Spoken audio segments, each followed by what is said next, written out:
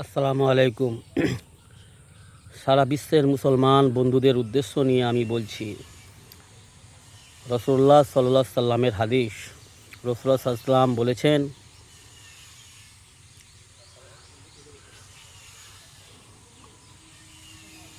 উম্মতে মুহাম্মাদির জন্য বড় উচ্চ সম্মান ও উচ্চ মর্যাদা রয়েছে। এই উম্মতের মধ্যেই এমন কিছু মানুষ, এমন কিছু লোক হবে যাদের সম্মান নবীগণের সঙ্গে হবে, যাদের হাসর নবীদের সঙ্গে হবে, যাদের সম্মান নবী রসুলগণের সঙ্গে হবে। আবার এই উম্মতের মধ্যেই এমন কিছু লোক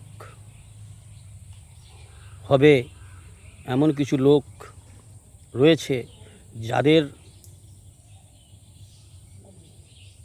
অপমানিত, লাঞ্ছিত কাফিরদের থেকেও নিচে হবে। মুনাফিকের আবির্ভাব এই উম্মতের মধ্যে থেকেই হবে।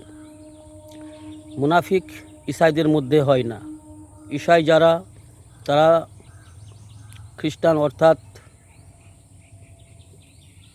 তারা আল্লাহর রসুলকে মানে না, আল্লাহর ইতাত করে না, রসুল সাল্লাল্লাহু আলাইহি সাল্লামের ইতাত করে না। ইহুদি যারা, তারাও আল্লাহর গোলাম ঠিকই, কিন্তু আল্লাহর গোলামি করে না এবং আল্লাহর কোনো রসুলকেই তারা মানে না, তো তারা ইহুদি। আর যারা মুশরিক, তারাও আল্লাহর গোলাম, কিন্তু আল্লাহর বিধান মানে না, আল্লাহর গোলামি করে না এবং কোনো রসুলের অনুসরণ তারা করে না, যারা মুশরিক।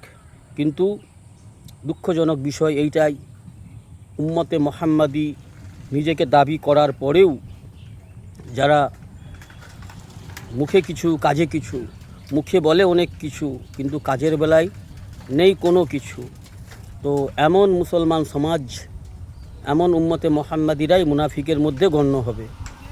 আজকের দিনে যখন মুসলমান সমাজে আমি ব্যবসা করে ঘুরে বেড়াই বন্ধুরা, যেহেতু আমি একজন ছোটোখাটো ব্যবসায়ী মানুষ, আমার বাড়ির থেকে কিছুটা দূর দূরান্তে ব্যবসা করি, তো দেখি আজকের সমাজে, মুসলমান সমাজে 100-র মধ্যে কম করে হলেও 90% মানুষ যারা নিজেকে মুসলমান দাবি করে, যারা মুসলমান হওয়ার দাবি করে, কিন্তু তাদের মধ্যে 100-র মধ্যে 95% তারা আল্লাহর এবং রসুলের সুন্নতের খিলাফ জীবন অতিবাহিত করে। আল্লাহর হুকুমের, রাসূল সাল্লাল্লাহু আলাইহি ওয়াসাল্লামের সুন্নতের খিলাফ জীবন অতিবাহিত করে। তারা কোনোভাবেই তারা মুসলমান গণ্যর মধ্যে নয়, মুসলমানের মধ্যে গণ্য হবে না। যাদের মধ্যে কোনোভাবেই রসুলের সুন্নত নেই, কোনো অ্যাঙ্গেলে তাদেরকে মুসলমান এবং রাসূল সাল্লাল্লাহু আলাইহি ওয়াসাল্লামের উম্মত প্রমাণিত হবে না, প্রমাণিত হয় না। যারা কোনোভাবেই আল্লাহর হুকুম, রাসূল সাল্লাল্লাহু আলাইহি ওয়াসাল্লামের সুন্নতকে মানে না, তারপরেও তারা দাবি করে এবং গলাবাজি করে যে আমরা মুসলমান, আমরা হক সিলসিলা, আমরা জান্নাতি, বিভিন্ন রকমের দাবি করে। তো বন্ধুরা, দাবি করা আলাদা জিনিস, আর সেটাকে কাজে বাস্তবায়ন করা আলাদা জিনিস। আল্লাহ দাবিদারের মূল্য দেবে না, আল্লাহ রব্বুল আলামিন কাজে বাস্তবায়নকারীর মূল্য দেবে, সম্মান দেবে। তো বন্ধুরা, নিজের মূল্য নিজে বুঝুন, নিজের মূল্য নষ্ট করবেন না, নিজের সম্মান নিজে নষ্ট করবেন না।